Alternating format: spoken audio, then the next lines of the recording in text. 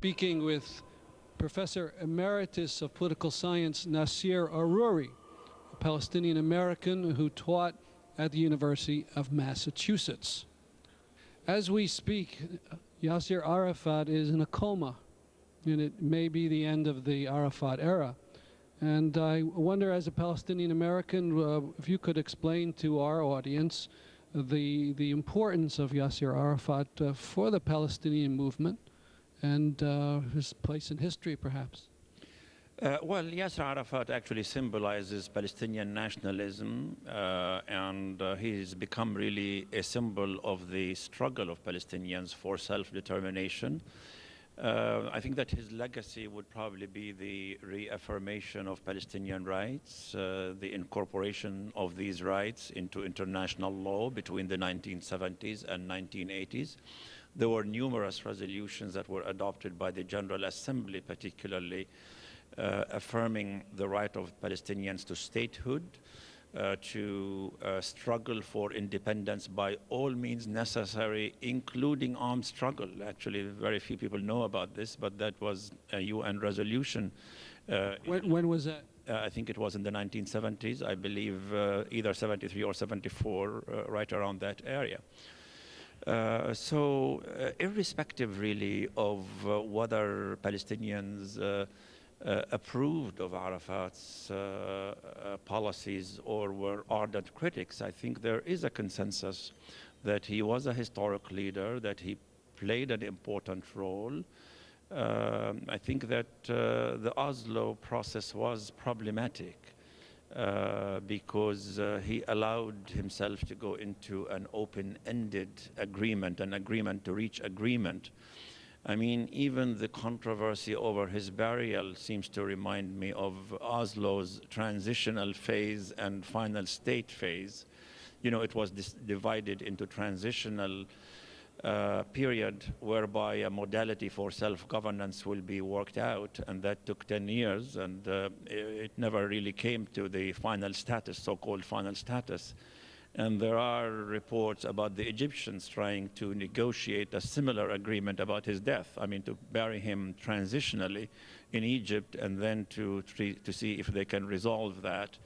I found that rather obscene, and particularly the Egyptians doing it, given the role that Egypt has played in the past in Oslo and post-Oslo.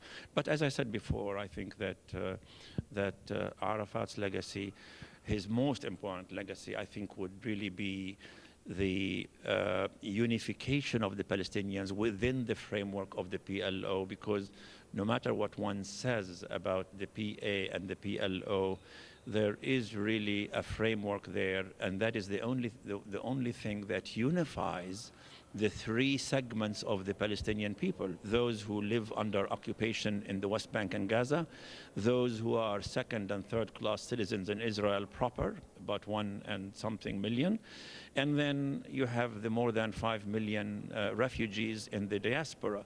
The only framework that within which these three people can speak and are represented really is the PLO.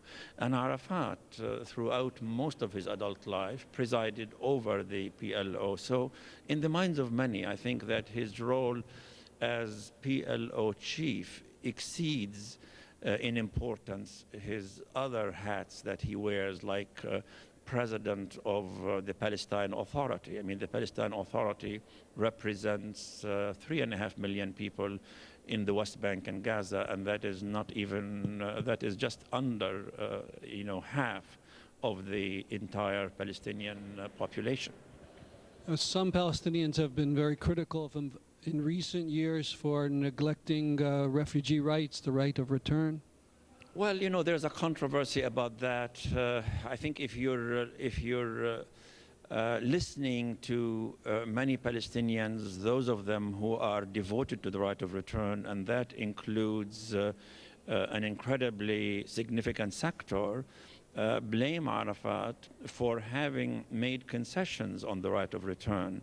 There's an article in the New York Times which bears his signature in the 1990s, in the late 1990s, in which he said that he understood Israel's demographic concerns.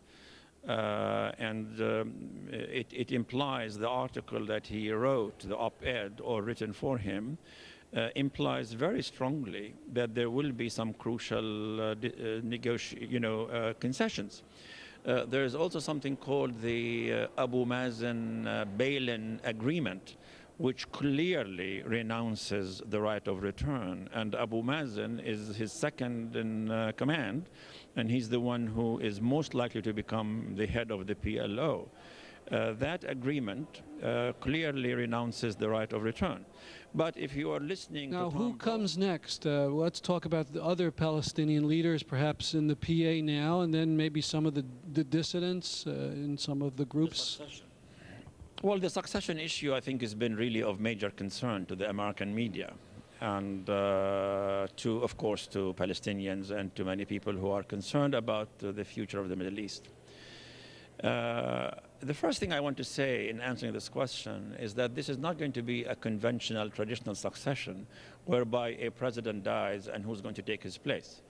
I think that there are rules there that are institutionalized. I mean, like the basic law, which is the equivalent of the constitution for the Palestinians in the West Bank and Gaza. Successor on transitional basis, the Speaker of the House, whom most Palestinians don't know. Who is it? Actually, I seem to have, unfortunately, I seem to have forgotten his name. I knew it this morning. But he's not really well known at all. But under the basic law, this man would take over transitionally for 60 days until elections are arranged. Actually, the Palestinians have been seeking elections, but Israel has refused to give permission for elections. So this would be the first step. But this is not going to be really a traditional succession. Because Arafat wore a number of hats. And there are really 4 significant roles that he performed. I'll go through them very quickly. I mean, he's the president of the Palestine Authority, and he's the chief of the PLO, and he's also president of what they call the State of Palestine that was declared in 1988 when the Palestine National Council decided to recognize Israel, and they declared a state of Palestine. So he has that role. And fourthly, he is also the head of the Central Committee of his main party within the Palestinian body politic known as Fatah. Apparently, what is likely to happen, at least in the short term, to possibly the medium term, is that, well, let's say short term. I think that Mahmoud Abbas Abu Mazen is the most likely candidate to take over the PLO role. With regard to the PA, I think that the administration of the affairs of the PLA, fiscal, administrative, etc., is likely to go to the present Prime Minister, who is Ahmad Qureya. I believe that someone like Salim Zanoun, who heads the Palestine National Council, is probably destined to play some role, particularly with regard to the PLO more than the PA, because the Palestine National Council, unlike the so-called Legislative Council, presumably represents Palestinians in the diaspora and in the West Bank and Gaza, unlike the Legislative Council of the PA. So I think that's really what's likely to happen transitionally. But other things, I think, might intervene and play out. It is undoubtedly important to keep an eye on some ambitious young people, particularly those who are involved in the so-called security forces. There's nothing security about them, really, but that's what they call them. They were set up and organized and trained under Oslo. They were supposed to be the gendarme, really, for the Israeli occupation, but operating under the hat of the Palestine Authority. I mean, it is the strong police force as described in Oslo, so that, you know, Oslo really basically reframe the occupation, put it under a different name. So there are, young, ambitious people there who seem to be acceptable to Israel, particularly, and to the United States. And I'm talking about Mohammed Dahlan in Gaza and Jibril Rajoub in the West Bank. I think that they are ambitious. Now, none of the people you've mentioned are in Hamas. That's also another force. Well, Hamas is another force. I think that they seem to be laying low. They seem to be taking a low profile in the interest of not provoking anything that's going to bring about chaos and disorder.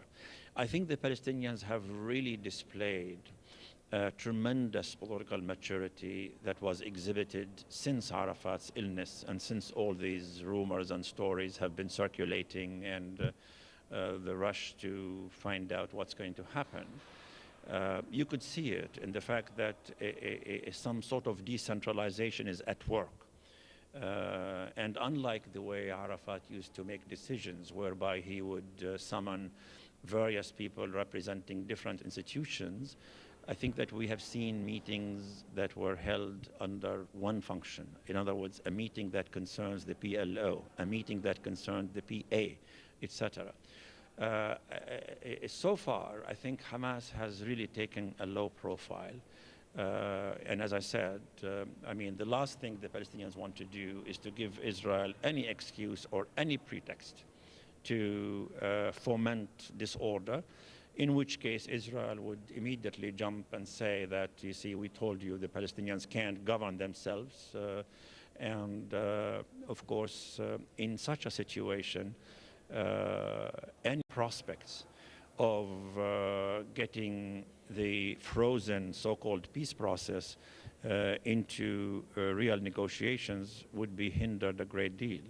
Not that there are really signs, serious signs, that the parties are about to be re-invited to the table.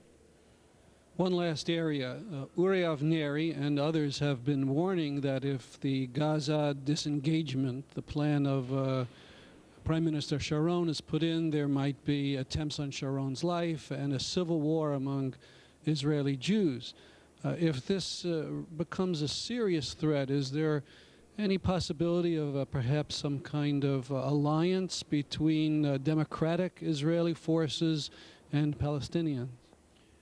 Well, I'm not really so sure. I mean, Uri Avneri is a veteran of these affairs. I mean, he has had a long experience in being involved in Israeli politics, and more recently being an activist and a journalist and writing on Israeli politics, as well as what takes place in the occupied territories. So I would certainly respect his opinion. I would have to say that the future really could be much brighter if we see cooperation between the peace camp in Israel and the Palestinians. I don't want to say the peace camp in Palestine, because the mainstream, the establishment in Palestine, is basically a peace camp that has been begging for a solution based on the two-state idea. What I'm concerned about really is the definition of the peace group in Israel. I mean, we know that the left wing of labor and Meretz were the architects of Oslo. And I think that when they somehow persuaded Arafat to come to Oslo and do things that the Palestinians did not really expect, that they had assumed, or at least some of their real pundits assumed, that Arafat was going to relinquish everything. But I mean, there are red lines that they did not really observe or seem to comprehend. I think we have to really pay special attention to this, because if the peace camp means these people who put Oslo together, then I'm not really very hopeful about that.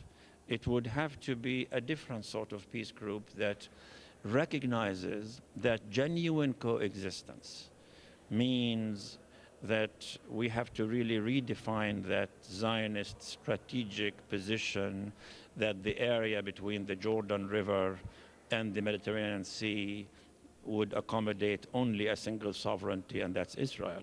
I believe the architects of Oslo had that assumption, and they still do. And that's why when Arafat did not really sign on the dotted line, I mean, all the way as they wanted him to, they just went berserk, and the whole idea, the whole myth of a generous offer and the culpability of Arafat was promoted. Thank you very much. Thank you. It's my pleasure.